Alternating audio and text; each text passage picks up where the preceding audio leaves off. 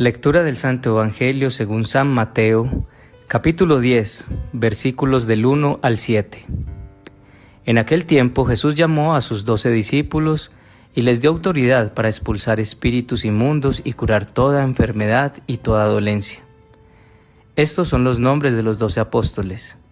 El primero, Simón, llamado Pedro, y Andrés su hermano, Santiago el de Zebedeo, y Juan su hermano, Felipe y Bartolomé, Tomás y Mateo el publicano, Santiago el de Alfeo y Tadeo, Simón el de Caná, y Judas Iscariote, el que le entregó. A estos 12 los envió Jesús con estas instrucciones: no vayan a tierra de paganos, ni entren en las ciudades de Samaria, sino vayan a las ovejas descarriadas de Israel. Vayan y proclamen que ha llegado el reino de los cielos. Palabra del Señor. Gloria a ti, Señor Jesús.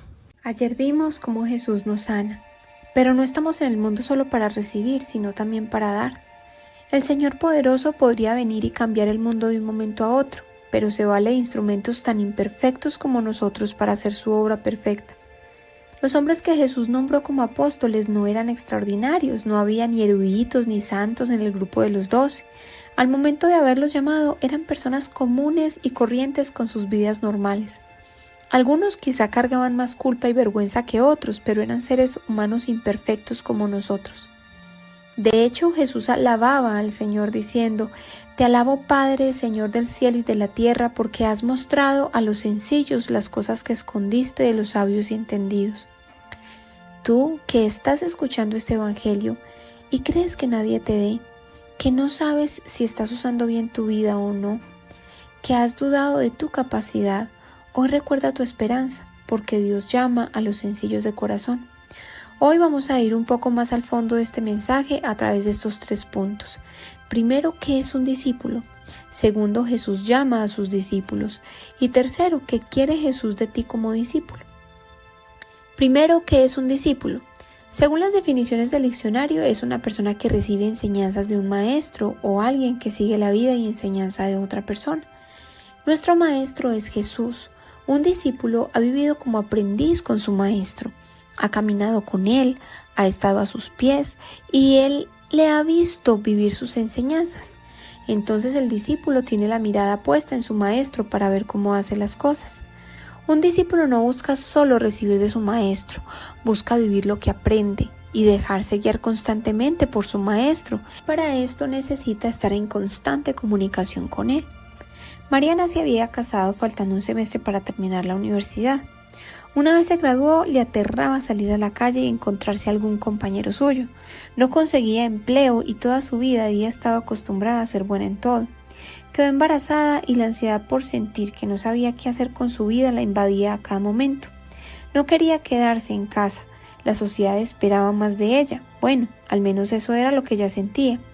Por otro lado, Iván, su esposo, estaba tranquilo y trataba de transmitirle esa tranquilidad a Mariana, diciéndole que confiara en Dios, pero no lo lograba conseguir. La mirada de Iván estaba puesta en Dios, la de Mariana en el mundo, y lo que éste esperaba de ella.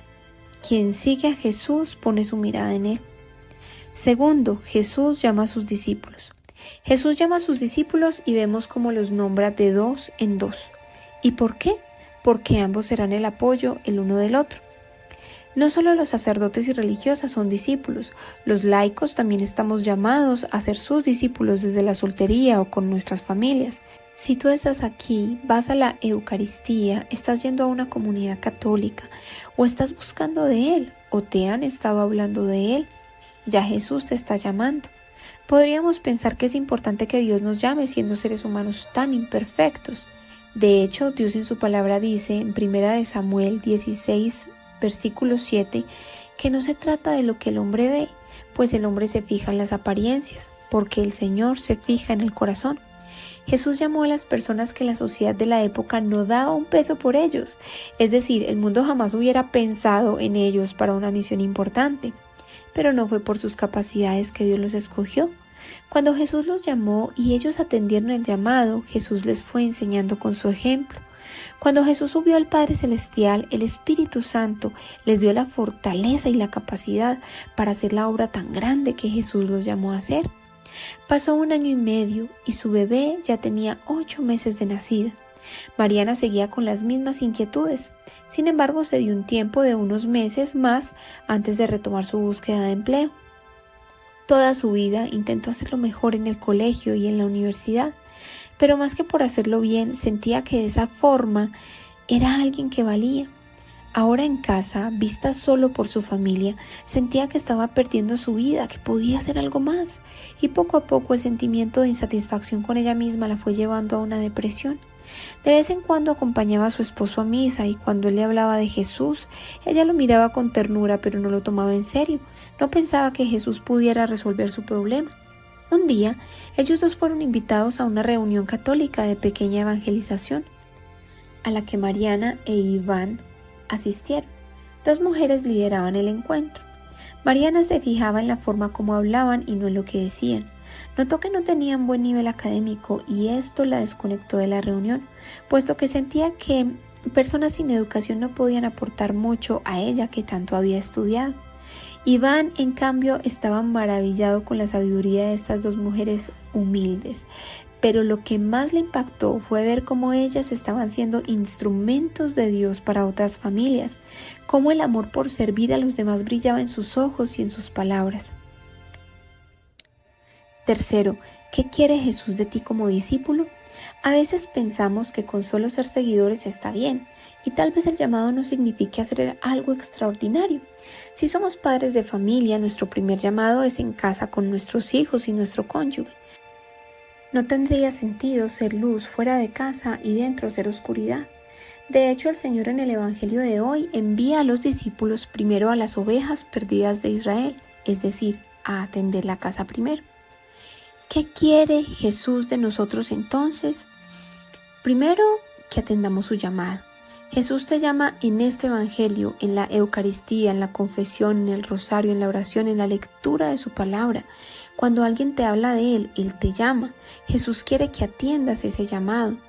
En nuestra cotidianidad, por ejemplo, tenemos la opción de ver nuestras redes sociales por unos minutos o escuchar el Evangelio, de ver una serie en Netflix o asistir a la Eucaristía. En esos momentos en los que vas a tomar una decisión, piensa en Pedro cuando Jesús lo llamó. Pedro no le dijo ahorita más tarde. Pedro soltó sus redes y se fue con él. Y así sucede con todo lo que pasa en tu cotidianidad. Segundo, Jesús llama a que le amemos. Jesús nos pide amar a Dios sobre todas las cosas y al prójimo como a nosotros mismos. Es posible que digamos que lo amamos, pero en realidad no sucede así. Aunque sea difícil, mostrémosle a Él que lo estamos intentando. Amar a Dios significa renunciar a nosotros mismos por Él. Si un católico quiere seguirlo y amarlo de verdad, vence su pereza de ir a misa y va. Suelta su celular, videojuego o programa de TV y reza un rosario. Renuncia a su forma de pensar egoísta y decide diezmar. Renuncia a su comodidad y comparte con el que no tiene. Podemos empezar por cosas pequeñas. Tercero, Él nos llama a que demos fruto. Y esto es algo que no podemos hacer solos, necesitamos el Espíritu Santo, porque no podemos ser higueras o árboles que aparentan dar frutos. Los frutos van surgiendo como producto de la comunión permanente con Él. Cuarto, que carguemos nuestra cruz y que busquemos aprender de Él. Cuando nosotros les enseñamos algo a nuestros hijos, que es por su bien y vemos que ellos lo hacen, nos sentimos complacidos y orgullosos con ellos. Es importante siempre entender que no somos perfectos y que nos vamos a equivocar y que hay que tener la humildad de reconocer las fallas frente a Dios y frente a los demás. También nos llama a que le busquemos. Los discípulos emplean tiempo en la oración diaria, en escuchar su evangelio, en asistir a la Eucaristía, en leer su palabra. Pero la búsqueda no debe parar allí. En nuestra cotidianidad le podemos buscar también. Cuando estamos trabajando o en lo que estemos haciendo en el transcurso del día, en nuestra mente hablamos con Él y le entregamos lo que estamos haciendo.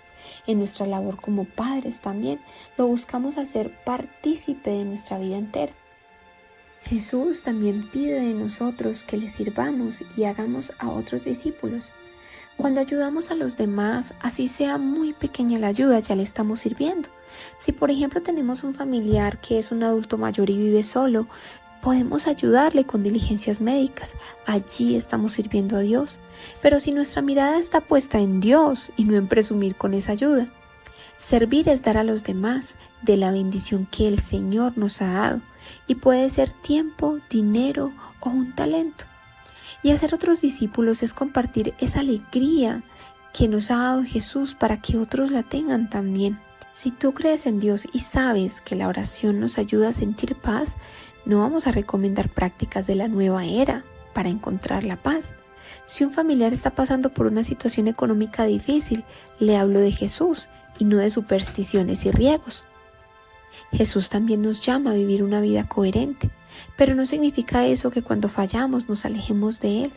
Nuestra humanidad está enferma y lo necesita. Equivocarnos nos da humildad para entender al que falla y juntos levantarnos y seguir caminando hacia Jesús. Mariana ya no quería salir de su casa. Además, el cuidado de su bebé, acabando de salir de la depresión postparto, sentía como si el mundo se le viniera abajo a pesar de que estaba rodeada de tanta bendición. No entendía por qué se sentía tan incompleta. Un día en su casa se estaba sintiendo ahogada. La bebé mantenía despierta gran parte del tiempo y se sentía abrumada por no tener tiempo de pensar en ella misma y en el futuro. Cuando su esposo llegó a casa, ella le entregó la bebé y salió. Necesitaba escapar. Salió a caminar y en su mente empezó a hablar con Dios, a preguntarle por qué se sentía así, por qué se sentía tan vulnerable si ella había sido una mujer tan segura. Pasó por la iglesia de su barrio y se sentó frente al Santísimo. Escuchó allí a dos mujeres y una le decía a la otra: toda mi vida puse mi seguridad afuera. Cuando tuve un buen trabajo me sentía segura. Cuando vivía en la casa grande en el mejor barrio de la ciudad me sentía segura. Cuando tenía belleza según el mundo me sentía segura. Después de esta crisis en la que perdí todo eso, me di cuenta que había puesto mi seguridad en los lugares equivocados. Ahora mi seguridad está en Jesús. Cuando salieron las dos mujeres, por primera vez Mariana tiene una conversación sincera con Dios en la que decide aceptar su llamado.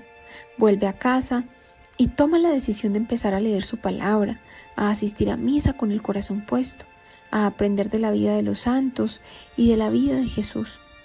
Años después, sintió que su llamado estaba primero en sembrar en sus hijos el amor de Jesús y posteriormente lo haría en la iglesia con otros niños. Ahora entendió que quien intenta comprender a Dios con la cabeza piensa que es pequeño, pero cuando logra verlo con el corazón se desborda, porque Él es mucho más grande de lo que podemos imaginar. Mariana ahora tiene su mirada puesta en Jesús y no en el mundo. Sus prioridades han cambiado y a pesar de las dificultades diarias se siente feliz y bendecida. Oración. Amado Padre, hoy queremos darte gracias porque una vez más nos recuerdas que constantemente nos llamas. Permítenos, Señor, atender a este llamado. Enséñanos a amarte de verdad y a amar a nuestro prójimo. Que demos fruto permaneciendo en ti y que te busquemos en todo momento. Muéstranos cómo servirte y dar testimonio de ti. Muéstranos cómo ser discípulos tuyos. Te lo pedimos en el nombre de Jesús, por el Inmaculado Corazón de María y la fuerza del Espíritu Santo. Amén. Sé emisario del Señor y comparte este Evangelio con más familias. Dios te bendiga.